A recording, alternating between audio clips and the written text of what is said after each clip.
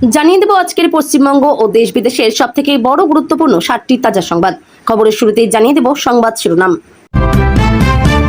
অসমের ডিটেনশন ক্যাম্পে একজন হিন্দু থাকলে আমি আজই পদত্যাগ করব, প্রচারে এসে বললেন হেমন্ত। ভোটের আগের রাতে বড় ধামাকা, ট্রাইব্যুনালের নির্দেশে ভাগ্য খুলল বহু ভোটারের। কারা দিতে পারবেন ভোট? বুথের 100 মিটারের মধ্যে সমস্ত দোকানপাট বন্ধ করে দিল পুলিশ। বুথের ভিতরে জমায়েত হলেই সিগন্যাল যাবে নির্দিষ্ট জায়গায়। ভোটে ব্যবহৃত এআই ক্যামেরার বৈশিষ্ট্য কি কি? ভোটার কার্ড ছাড়াও যে 12টি নথির যে কোনো একটি নিয়ে গেলে দিতে পারবেন ভোট, দেখে নিন। ভোটারদের ভয় দেখানোর অভিযোগ, নির্বাচনের 2 দিন আগে বীরভূমে কমিশনের নির্দেশে গ্রেপ্তার তৃণমূল নেতা। সন্দেহের বশে ঢালাও পাকড়াও নয়, 800 তৃণমূল কর্মী গ্রেপ্তারির আশঙ্কা মামলায় হাইকোর্টে ধাক্কা কমিশনের। মমতার স্বপ্ন ভাঙতে মরিয়া বিজেপি, পরের মুখ্যমন্ত্রী হিসেবে কার নাম নিলেন শাহ? তোলপাড় বঙ্গ রাজনীতি।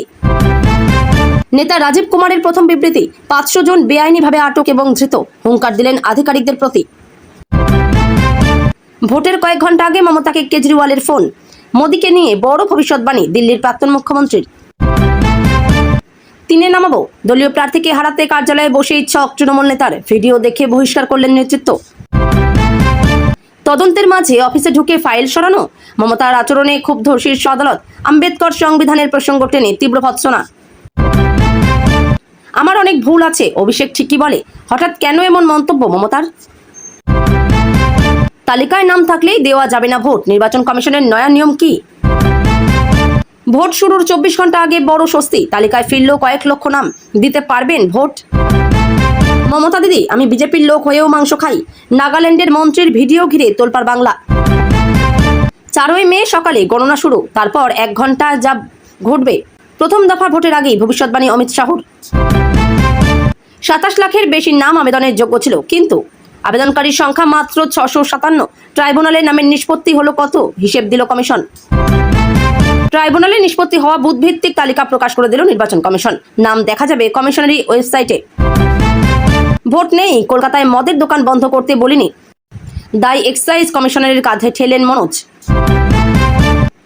এবার আর স্বামীজি নেতাজিতে গোল্লালেন না যোগী, উলুবেড়িয়ায় ফের বললেন রক্ত দাও। ভোটকর্মীদের পেট পুজোতেও কমিশনের নিয়ন্ত্রণ, বেঁধে দিল খাদ্য তালিকা সহ দাম। পুরো ফিল্মি কায়দায় পুলিশের ধাওয়া, তৃণমূলের পতাকা মোড়া বিলাসবহুল গাড়ি থেকে বেরোলো মদের পাহাড়। প্রথম দফা ভোটের আগে বিপাকে কুণাল, বিজেপির নামে ভুয়ো নথি ছড়ানোর অভিযোগে এফআইআর দায়ের। ভোটের দিন সকাল 6টা থেকে সন্ধ্যে 6টা পর্যন্ত প্রার্থীদের জন্য নির্দেশিকা নির্বাচন কমিশনের। আবেদন করেও ডিলিট করা হয়েছে। মমতার প্রচার জট নিয়ে টেকনিক্যাল যুক্তি খাড়া করলেন সিও মনোজ। কাল প্রথম দফার ভোট, 152 আসনে ভাগ্য পরীক্ষা, কোন কোন গড়ে ফুটতে পারে পদ্ম? বিজেপি প্রার্থী অশোক দিনদার প্রচারে ক্রিস গেইল। বাংলার বিধানসভা ভোটে এবার নজিরবিহীন ঘটনা, চাঞ্চল্যকর ভিডিও। বাংলার পরিযায়ী শ্রমিকদের ঘুষ গুজরাট বিজেপির, ভাইরাল ভিডিও নিয়ে কমিশনের নালিশ তৃণমূলের। লিখে রাখুন, অন্তত 60,000 ভোটে জিতব, প্রথমবার প্রার্থী হয়েও শামীমের এত আত্মবিশ্বাস কিভাবে? হৃদয়পুরে স্টেশন চত্বরে বোমাবাজি, বিজেপির পোস্টার ছিঁড়ে সন্ত্রাস, কাঠগড়ায় তৃণমূলের দুষ্কৃতীরা। বাস নিয়ে তৃণমূলকে তাড়াচ্ছে মানুষ, দুর্গাপুরে একই কাণ্ড। প্রথম দফাতেই বাজিমাত করবে বিজেপি, সমীক্ষায় চাঞ্চল্যকর তথ্য। প্রথম দফায় বিজেপি কটা আসন পাচ্ছে, ভোট শুরুর আগেই বিরাট বার্তা শাহর। প্রধানমন্ত্রীকে সন্ত্রাসবাদী বলায় নোটিশ খড়গে, 24 ঘন্টার মধ্যে কংগ্রেস সভাপতির কাছে ব্যাখ্যা চাইল কমিশন। বহরমপুরে রোড শো এর মাঝেই অসুস্থ মিঠুন, অভিনেতাকে ছাড়াই কর্মসূচি শেষ করলেন বিজেপি প্রার্থী সুব্রত। মোদীকে ঝালমুড়ি খাইয়েই বিপত্তি, রাতারাতি উধাও ঝাড়গ্রামের বিক্রম, প্রাণ ভয়ে কি ঘর ছাড়া সাধারণ বিক্রেতা? ভোটের আগের দিন ভবানীপুরে ঝড় তুললেন শুভেন্দু, এক কথাতেই করলেন বাজিমাত। তৃণমূল করবে জানতাম, বিজেপিও? পদ্ম শিবিরের বিক্ষোভে ঘর ভাড়া না পেয়ে ক্ষোভ হুমায়ুনের দলের প্রার্থীর। 8.5 ঘন্টা ধরে টানা চলল জিজ্ঞাসাবাদ, ফ্ল্যাট প্রতারণা মামলায় ইডি দপ্তর থেকে বেরোলেন অভিনেত্রী নুসরাত জাহান। বালি পাচার মামলাতেও শান্তনুকে তলব ইডির, হাজিরা এড়িয়ে আইনজীবী পাঠালেন পুলিশ কর্তা। মুখে জয় শ্রীরাম, উত্তরবঙ্গে ভোটের আগে দলে দলে ফিরছেন পরিযায়ী শ্রমিকরা। উর্দু নয়, শুধু বাংলা চলবে, কলকাতার বুকে দাঁড়িয়ে মমতাকে তুলোধনা যোগীর।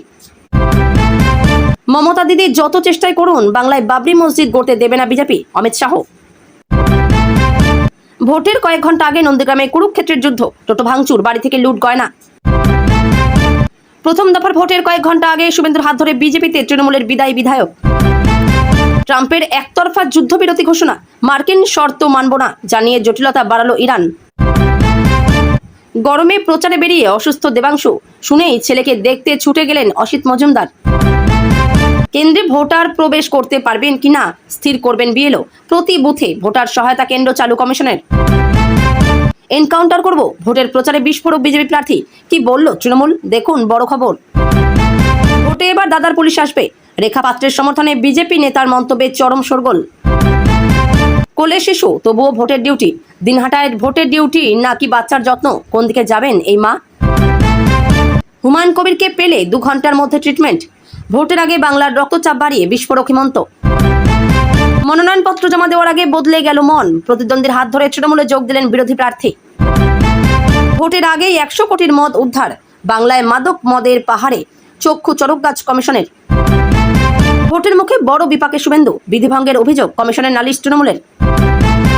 ভোটের জন্য নেই বাস, আসানসোলে অটো টোটোর বিরুদ্ধে বেশি ভাড়া নেওয়ার অভিযোগ। পুরনো ভোটার তালিকা দিয়ে ভোট করালেও বিজেপি জিতবে, আত্মবিশ্বাসী শ্রমিক।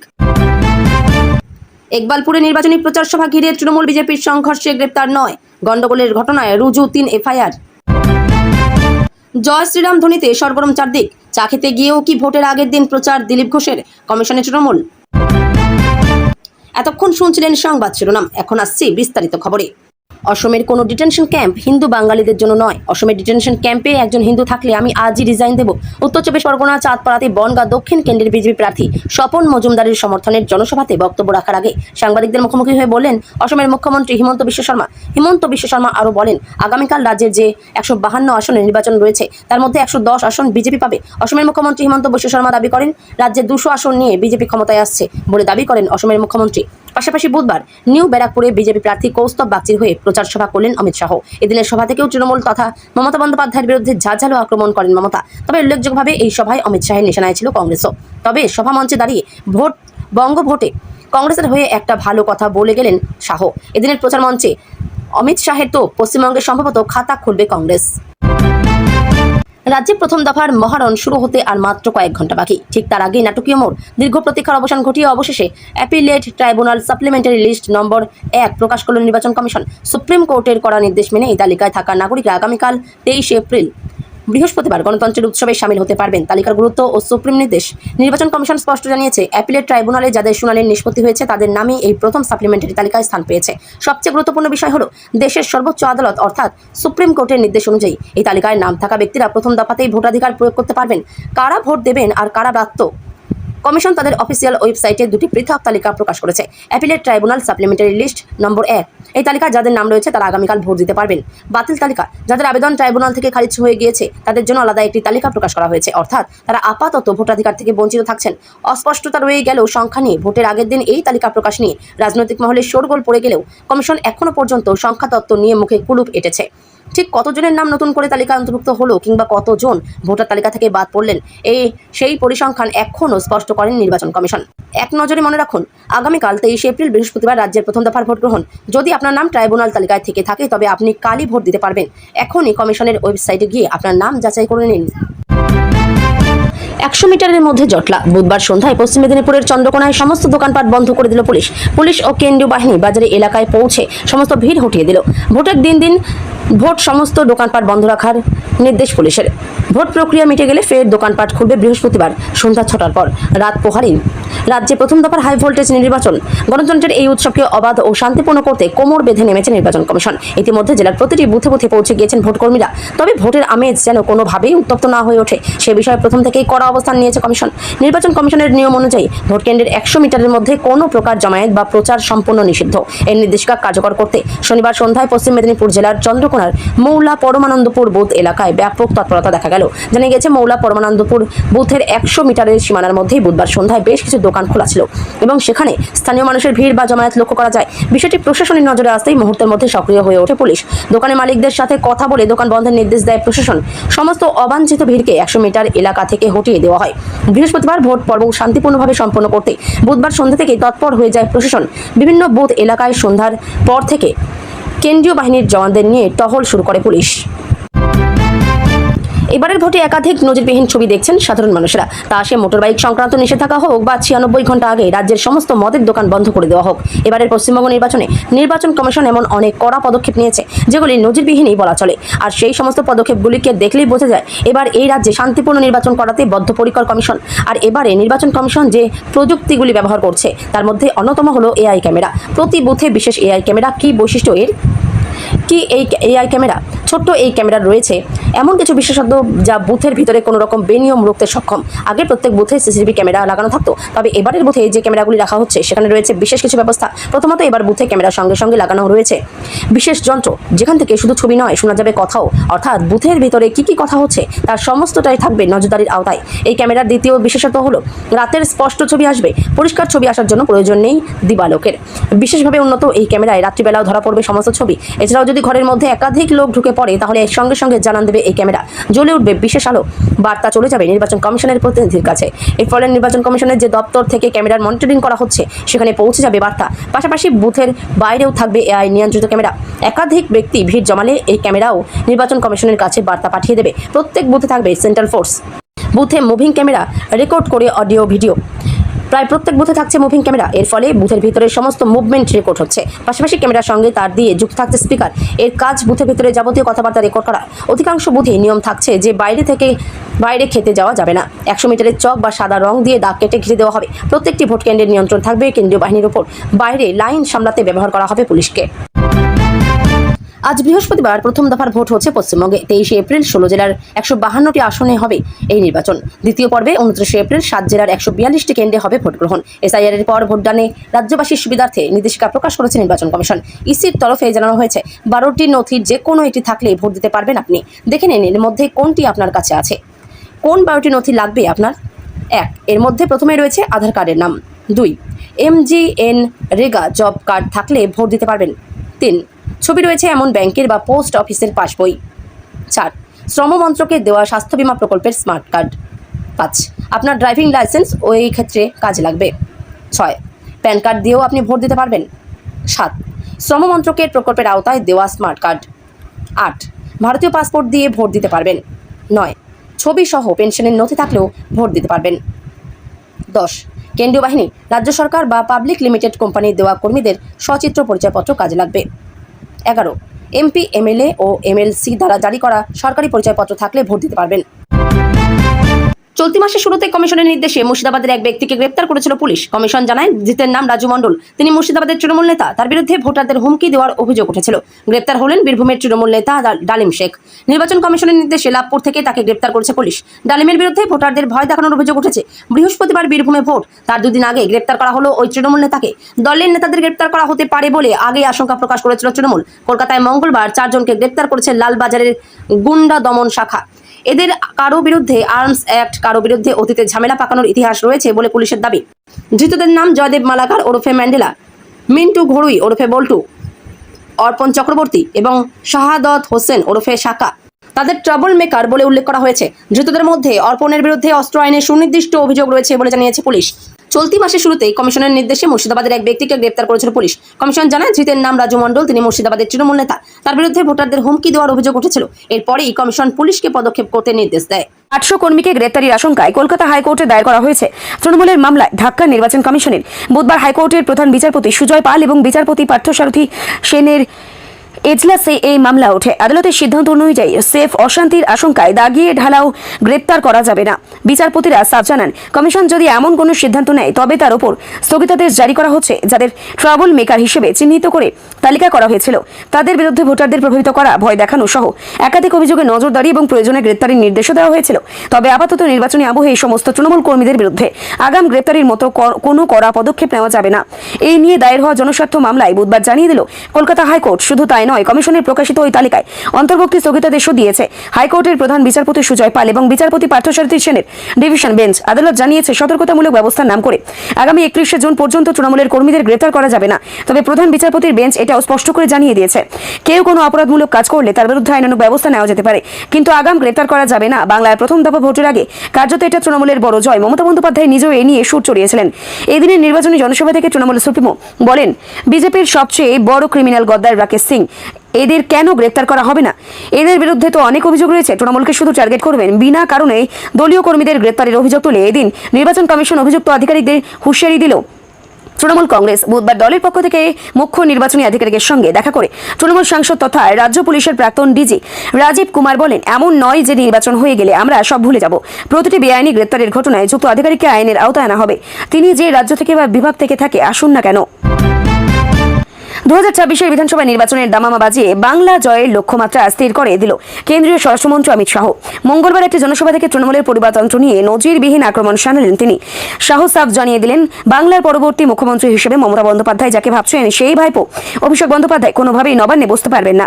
পরিবারতন্ত্র বনাম সাধারণ মানুষ অমিত শাহ এদিন সরাসরি অভিযোগ করেন, মমতা বন্দ্যোপাধ্যায় কেবল তার ভাইপোকে মুখ্যমন্ত্রী করার লক্ষ্যে সরকার চালাচ্ছেন। তিনি বলেন, মমতা দিদি চান তার ভাইপোর ক্ষমতায় আসুক, কিন্তু বিজেপি চায় বাংলায় ক্ষমতায় আসুক ভূমিপুত্র।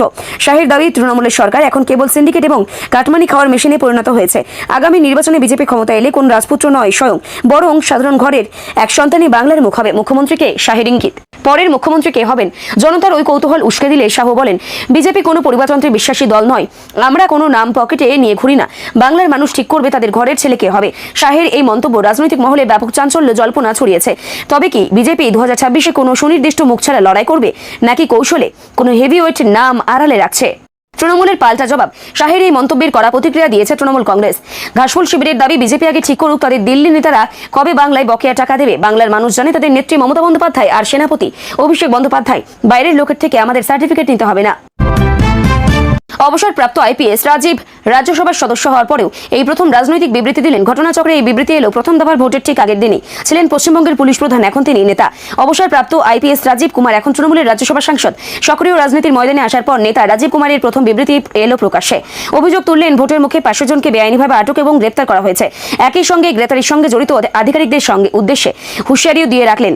দলের অবস্থান বুঝিয়ে রাজীব জানিয়ে দিলেন যে আধিকারিকরা এসব করছেন তাদের প্রত্যেককে আদালতে পর্যন্ত টেনে নিয়ে যাওয়া হবে। বুধবার এক বিবৃতিতে তিনি জানান, পুলিশ পর্যবেক্ষকদের শুধুমাত্র মৌখিক নির্দেশের ভিত্তিতেই 500 জনকে বেআইনিভাবে আটক এবং গ্রেপ্তার করা হয়েছে। এই গ্রেপ্তারিগুলো রাজনৈতিক উদ্দেশ্য প্রণোদিত বলেই মনে করছেন তিনি। রাজীবের দাবি, এই ঘটনা স্পষ্টত ফৌজদারি কার্যবিধি এবং বর্তমানে প্রযোজ্য নির্বাচনী আইনকে লঙ্ঘন করে। তার বক্তব্য, পর্যবেক্ষক বা পুলিশ পর্যবেক্ষকরা এমন নির্দেশ দিতে পারেন না। বেআইনিভাবে 500 জনকে আটক এবং গ্রেপ্তারির অভিযোগ তুলে বুধবার মুখ্য নির্বাচনী আধিকারিক সিইও দপ্তরে দেখা করতে গিয়েছিলেন রাজীব। তার সঙ্গে ছিলেন তৃণমূলের 2 তৃণমূল প্রার্থী, শ্যামপুকুরের শশী পাজা এবং বেহালার পূর্বের সুভাষিস চক্রবর্তী। বেআইনি গ্রেপ্তারি নিয়ে নিজেদের অভিযোগের কথা সিইও মনোজ আগরওয়ালকে জানান রাজীব। তার দাবি, সিইও স্বীকারও করেছেন পর্যবেক্ষকরা এমন কোনো নির্দেশ দিতে পারেন না। একই সঙ্গে যে আধিকারিকরা ওই 500 জনকে বেআইনিভাবে আটক এবং গ্রেপ্তার করেছেন বলেও তিনি মনে করছেন, তাদের উদ্দেশ্যে হুঙ্কার দিয়ে রাখলেন রাজীব বন্দ্যোপাধ্যায়, সাংসদ রাজীব বন্দ্যোপাধ্যায়। হুঁশিয়ারি দিলেন ওই আধিকারিকেরা যে পদমর্যাদার যে রাজ্যের হোক না কেন, যে রাজনৈতিক আনুকূল্যই থাকুক না কেন, প্রত্যেকের নাম ধরে ধরে চিহ্নিত করা হবে, তাদের বিরুদ্ধে চার্জশিট গঠন করা হবে এবং আদালত পর্যন্ত টেনে নিয়ে যাওয়া হবে। অন্য রাজ্য হওয়ায় তারা কোনো রক্ষা কবচ পাবেন না, রাজনৈতিক দায়মুক্তিও পাবেন না। প্রত্যেকের বিরুদ্ধে আইনানুগ ব্যবস্থা পদক্ষেপের জন্য পূর্ণ শক্তি প্রয়োগ করা হবে। বেআইনি গ্রেপ্তারির অভিযোগ তুলে রাজীব আরও বলেন, আমরা আজ গ্রেপ্তার করলাম, 2 দিন পর জামিন হয়ে গেল, ভোট হয়ে যাওয়ার আমরা ভুলে গেলাম, এমনটা হবে না। কেউ কোনো এজেন্সি বা কমিশনের পেছনে দাঁড়াতে পারবে না। প্রত্যেকে ব্যক্তিগতভাবে এর জবাব দিতে হবে। আজ চলছে 2026-এর বিধানসভা নির্বাচনের প্রথম দফার ভোট গ্রহণ। এই মহাযুদ্ধের ঠিক আগে বাংলার রাজনৈতিক সমীকরণ নতুন মোড় নিল। তৃণমূল নেত্রী মমতা বন্দ্যোপাধ্যায়কে ফোন করে নিজের পূর্ণ সমর্থনের কথা জানালেন দিল্লির প্রাক্তন মুখ্যমন্ত্রী অরবিন্দ কেজরিওয়াল। সূত্রের খবর, তাদের ওই ফোনালাপ কেবল সৌজন্য নয়, বরং কেন্দ্রের বিরুদ্ধে একজোট হয়ে লড়াইয়ের বার্তা। মমতাকে সংহতি কেজরিওয়ালের দাবি, মমতা বন্দ্যোপাধ্যায় গণতন্ত্র রক্ষার অত্যন্ত কঠিন লড়াই লড়েছেন। কেন্দ্রীয় সংস্থা ও নির্বাচন কমিশনের অপব্যবহারের অভিযোগ তুলে তিনি বলেন, এই লড়াই ভারতের সংবিধান রক্ষার লড়াই। শেষ পর্যন্ত এই ভোটে নরেন্দ্র মোদী হারবেন। নির্বাচনের ঠিক আগের দিন এই 2 হেভিওয়েট নেতার কথোপকথন রাজনৈতিক মহলে শোরগোল ফেলে দিয়েছে। 16 জেলায় নিস্তব্ধতা। বহিরাগতদের বিদায়। মঙ্গলবার বিকেল 4টে থেকে প্রথম দফার 16টি জেলায় বন্ধ হয়েছে সমস্ত রকম প্রচার। জনপ্রতিনিধিদের আইনের 126 ধারা মেনে শুরু হয়েছে সাইলেন্ট পিরিয়ড। কড়া নজরদারি। জেলা প্রশাসন ও কেন্দ্রীয় বাহিনীকে নির্দেশ দেওয়া হয়েছে হোটেল, লজ ও ধর্মশালায় তল্লাশি চালিয়ে বহিরাগতদের চিহ্নিত করতে। নিষেধাজ্ঞা। আগামী 48 ঘন্টা কোনো রাজনৈতিক সভা বা কার্যকলাপ করা যাবে না। রেকর্ড সংখ্যক কেন্দ্রীয় বাহিনী অবাধ ভোট নিশ্চিত করতে কোনো খামতি রাখছে না কমিশন। প্রথম দফায় মোতায়েন করা হচ্ছে রেকর্ড 2407 কোম্পানি কেন্দ্রীয় বাহিনী। উত্তরবঙ্গ, কোচবিহার, আলিপুরদুয়ার থেকে শুরু করে মালদহ পর্যন্ত প্রতিটি জেলা মুড়ে ফেলা হচ্ছে নিরাপত্তায়। জঙ্গলমহল, শিল্পাঞ্চল, ঝাড়গ্রাম, বাঁকুড়া ও বীরভূমের প্রতিটি, পাশাপাশি আসানসোল, দুর্গাপুর কমিশনারেটে একই মোতায়েন হবে 125 কোম্পানি বাহিনী। অন্যান্য ইসলামপুর ও রায়গঞ্জ পুলিশ জেলাতেও থাকছে বিশাল পুলিশ বাহিনী। এক নজরে প্রথম দফার লড়াই। মোট আসন সংখ্যা 152টি, প্রার্থীর সংখ্যা 1478। সর্বাধিক প্রার্থী কোচবিহার, দক্ষিণ ও ইটাহার 15 করে। মনোনয়ন 1525টির মধ্যে বৈধ হয়েছে 1478টি।